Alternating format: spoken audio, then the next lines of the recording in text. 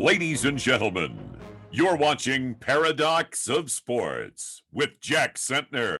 Hello, everyone. It's Jack here with another interview for the Paradox Sports Podcast. I'm here with my father and our guest today, the coach that has led CSU-Pueblo to their first national championship in his very first season for soccer.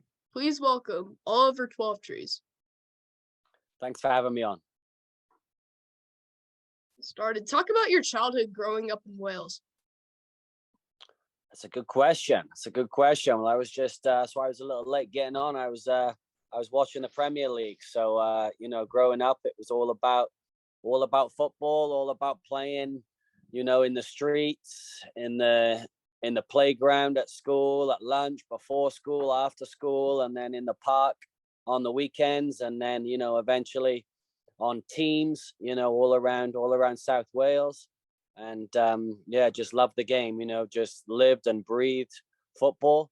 I was a big Swansea City fan growing up, and really enjoyed watching them and played for their center of excellence, their youth teams when I was younger.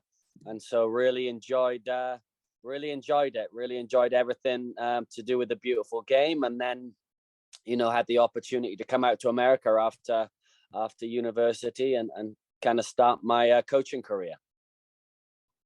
Now, I gotta ask, Twelvetrees, in my opinion, is a very interesting last name. Do you have any information about its origin and what it means?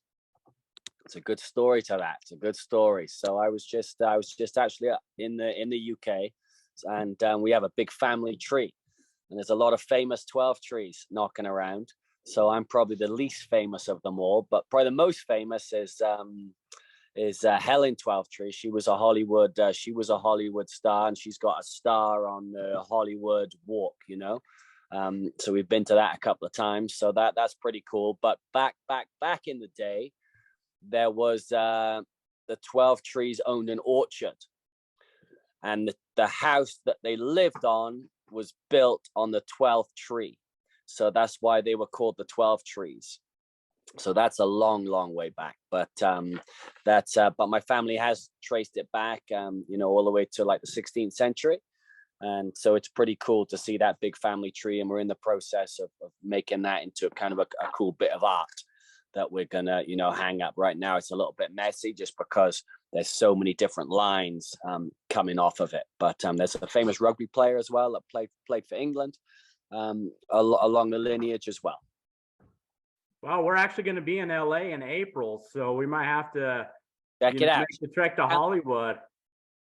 Helen Twelvetrees is down the end a little bit, but you can find her. Okay, yeah, we'll have to do that little scavenger hunt for sure.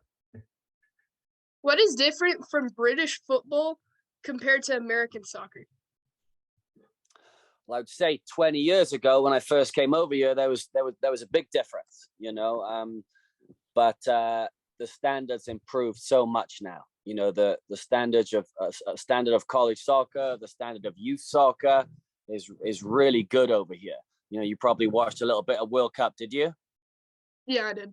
We watched a lot of World Cup. You did. Brilliant. Yeah, no, it's fantastic. It was nice to have that all over Thanksgiving and around Christmas time. So it was great. But I would say, obviously the US did well and they put in some really good performances. And I think that shows how far US soccer has come. I would say the difference is, you over here probably are really excited to, get around the TV and watch the NFL, right? Yes. Whereas, back home, it's all football. So you have people that have it in their blood, their families watch it, their parents watch it, and so that's probably the difference. Even though there's some really good players here, you maybe only have pockets of that culture where, the TV's on right away, like it's on upstairs right now, and you're watching football Saturday morning or soccer Saturday morning. So it is growing, and there are more pockets of that football culture, if you like, in the US, but it's not everywhere yet, and I think that's the key. There's some excellent players, there's some really good clubs, but you don't maybe have the full passion that we have in in Europe, and then, in other parts of Central and South America and Africa as well. So I think that's the key to keep building the game over here, is to have kids like you watching soccer and being passionate about it and following teams and following the US and really trying to get it into your next generation as well. And just to kind of piggyback off that, you do make an excellent point from what soccer was 20 years ago here to what it is now. I had a cousin that played for the New England Revolution. Great soccer player. Had a few cups of coffees there in the MLS, and I remember, when New England was on ESPN watching that. I just was not into the style of play that was going on.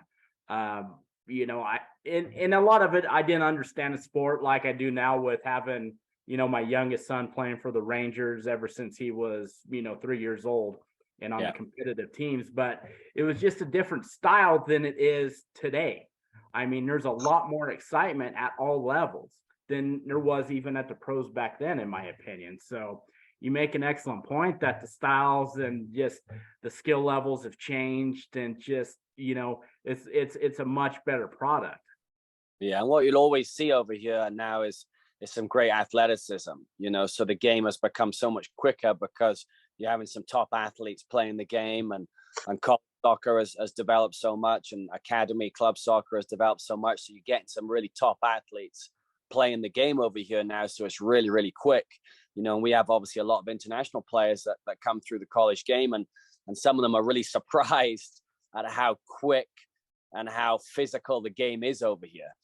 So it takes them a little bit of adjustments, even if they've played in top academies in Brazil or in Europe, and then they come over to the college game over here, and they're actually quite shocked, and it takes them some time to get used to the pace of the game. And I think you've probably seen that, maybe 20 years ago in MLS, it was a little slow to watch, right?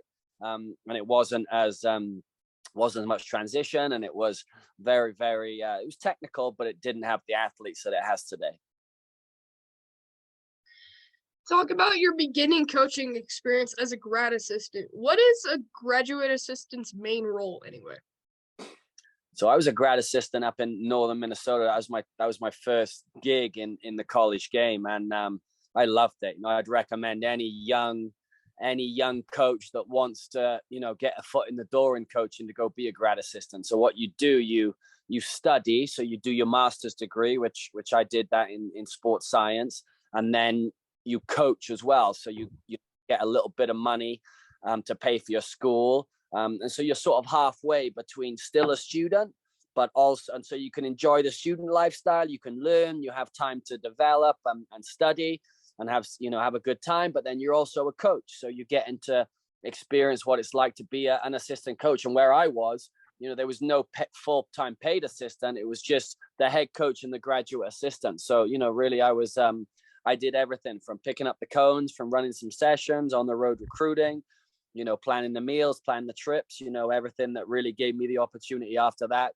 When I had my master's degree and I had that 2 years under my belt, I was lucky enough to then be able to go get a head coaching job. And I wasn't super prepared to do that right away, but, I was able to learn on the job, and, 20 years later, I'm still doing it. So. Talk about your previous coaching duties as a women's coach, and then your time at East Florida State. Yeah, so I enjoyed working on the women's side. I did that for 2 years, like you said, at Bemidji, and then 2 years at Wayne State in Nebraska. I think at that time, as we talked about, that's quite a long time ago. I wanted to get into the men's game, and I wanted to get into the highest level I possibly could to coach. At that time, I think obviously the women's game's improved a lot since then, but I wanted to coach male athletes at that time. And, so I took the opportunity to go into the junior college game, which I didn't really know much about. And a lot of people are probably very, they're not aware of the level of junior college athletics. And it's an amazing level, because you get a lot of students that maybe aren't the best academically, so they have to go to a junior college, right? So they go to a junior college for 2 years, or some of them maybe didn't get looked at Division One, so they go to a junior college and then try and get to that Division One level. So, in soccer and in basketball and baseball, you're seeing some really amazing junior college athletes. So I loved that experience. I loved working with guys for 2 years and then moving them on, probably because after 2 years, they were a little bit sick of me. And maybe I was a little sick of them as well. So it was a good situation to be able to do 2 years, really try and get the most out of each other, and then send them on to the next level. And then, that's probably one of the most rewarding things as a coach, is seeing your players, just like you said, you saw your cousin, move on and play in MLS. It's a really cool thing when you see former players go on and play Division One and then go on and play professional soccer. So that's a great feeling. It's great to follow them and then have a relationship with them as they move into the pro game and then into, big time Division One soccer as well. So I really enjoyed that part of the game when I was in junior college at Barton in Kansas and at Eastern Florida State College. Where at in Kansas, did you say you were at? I was at Barton. Okay. Barton in Great Bend, Kansas. So yeah, I'm familiar with that. My freshman year of college, I was actually in Dodge City, so very familiar with Barton. So I'll beat up on Dodge City all the time. So every season we would try and beat up on them. There's a good rivalry. The Jayhawk Conference is excellent. There's a lot of teams in there, and really had 7 years in Kansas, and even though it felt a little bit like 7 years hard time sometimes out in the stick, Kansas, loved it. Loved the football, loved the athletic department, and made some really great friends and experiences there. And I suppose that really shaped me, that experience as a coach, because I was able to be with my team out in Western Kansas and really develop, and we had a lot of success there and really enjoyed it. Describe your experience getting hired at CSU-P and what you did to help the team get to the national championship. Yeah, so I was one of these crazy people that decided to take a job in the middle of COVID. COVID had kind of just started, and I think we were all sat around, weren't we? We were all sat around thinking, what's this? How long is this going to last? Or surely it's going to be over soon.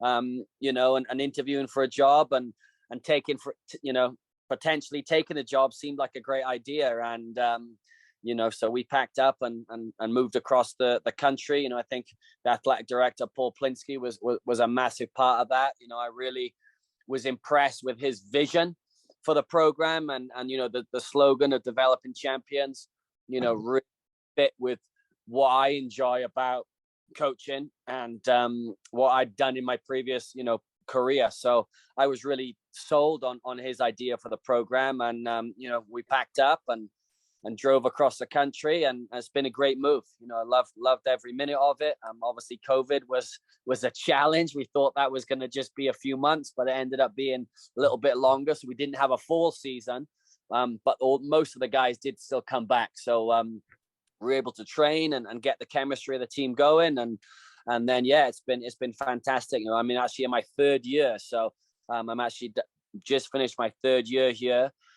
Third season, and we got to national final, so it's been a great projection and great experience so far. You want to talk about, I know you made the point about just soccer, everyone glued to their television sets, watching. That run by you and the Thunderwolves was just, it was unreal. I know we came up short a little bit in that RMAC championship game against Mines, but that was an exciting game. We were glued to our TV there, and then just having the opportunity to host that first round of the NCAA tournament. We were there in attendance, freezing cold, but that was such an exciting match. And then it seemed like every single game leading up to Seattle was just phenomenal, and just, you're on the edge of your seat, screaming, yelling. That was such a fun run. Go into a little bit of the journey from, okay, you have that, setback against Mines, but you performed well enough to where you knew you were going to get that NCAA tournament bid all the way through that, hey, we're going to Seattle for the Final Four. Yeah, well, thanks for watching. Thanks for being a part of it. It's you touched on that game against Pomona, the first round where we hosted the first round of the NCAA tournament. And, we're 1-0 down in that game. We concede a goal after 20 seconds. It's like, oh my gosh. But, we fought back and ended up winning that game. And you're right. It was some atmosphere. It was an amazing atmosphere. And even like you said, the game before against Mines, 3-3, 10, I think it was 9-8 in penalty kicks. So it was exciting. And I think I can definitely guarantee that with all our games, all the since we've been here, since being a coach, we've always tried to create a team that has a lot of high energy, great attitude, and is willing to fight for each other and do whatever it takes to win. And I think that makes a really good viewing, right? Really good viewing and really good watching. So, it was a journey. It was unbelievable. I'll tell you a little story, which, the boys on the team probably won't be too happy about, but, we played our opening weekend out in Kansas, and we lost our first game in like the 93rd minute, and then we were 1-0 down in the second game, ended up coming back. And that Monday after that Kansas trip, I was telling my wife, this could be a rough season, let alone compete for a national title. Are we going to be able to get into the RMAC playoffs? Because the team hadn't quite come together yet, because we had so many new players and everything else. So I was a worried man in that first few weeks of the season. But, the boys' character and their attitudes and their willingness to work hard for each other really shone through. And yeah, I think, like we talked about that championship run, I think it was, we won that game 2-1 against Pomona. And I think the next one was 2-1 again, and then 1-0.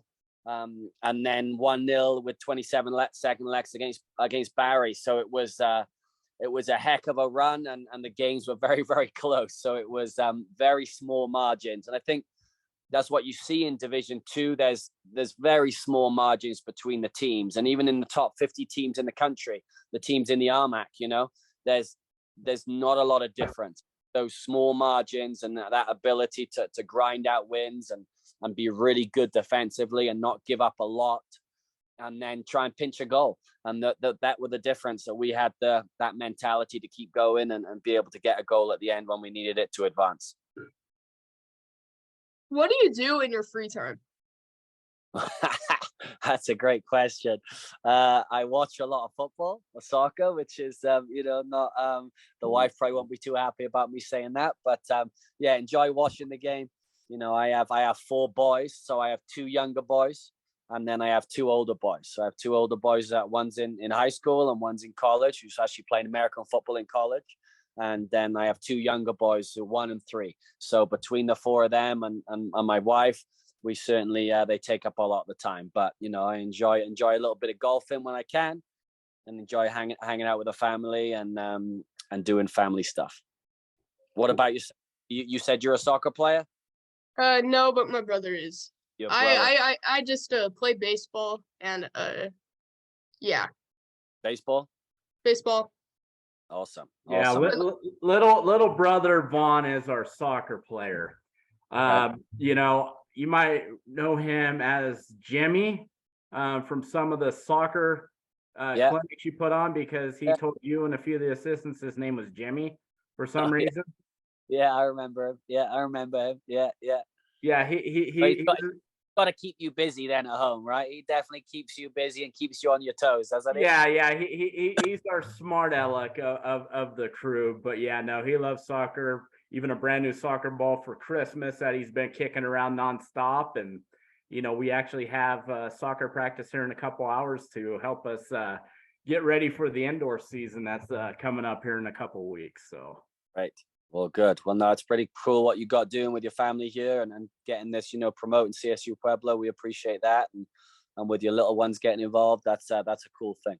Yeah, and a big thanks to you all for putting on the clinics and the camps you all do. We've even had some of your assistants even come out and run practices for us for our 2012 Pueblo Rangers elite team. So, we definitely, support CSU-Pueblo just like you support the guys and girls of Pueblo Rangers. So big thank you to everybody there on the soccer club.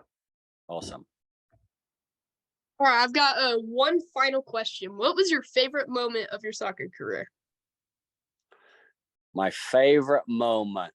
Well, I would say in terms of my favorite moment here, it's got to be that winning goal with 27 seconds left in the national semifinal. You know, that was an unbelievable moment, and I'm not sure have you seen the video? Yeah. Absolutely. We saw it live, and we even reposted it here on the Paradox of Sports. It was just unreal. We scored the goal, and then we had a big dog pile in the corner, and you know, all the boys gave me a hard time and made a little video of me sprinting down the side, like pushing everybody out of the way to get to the guys in the corner. So that was a pretty cool moment that will definitely stay with me, and I'm sure all the rest of the boys will stay with them in their careers as well. So, well, Coach, we greatly appreciate you taking the time to connect with us, and you know, we know you got a lot going on as far as recruiting, and you know, you set the bar pretty high, but that's certainly a good recruitment tool, knowing that, hey, you know, we got a program that reached the you know, national championship game, and you know, we could use a few more kids to help get us over the hump to you know, bring that national championship home. So definitely a great recruiting tool you have there, and you know, we wish you nothing but success and look forward to you know, the program moving forward and out there supporting you. Appreciate that. Well, thank you. We'll keep pushing and keep trying to bring trophies here to the Thunderwolves. All right. Head men's soccer coach Oliver Twelvetrees joining us on the Paradox of Sports.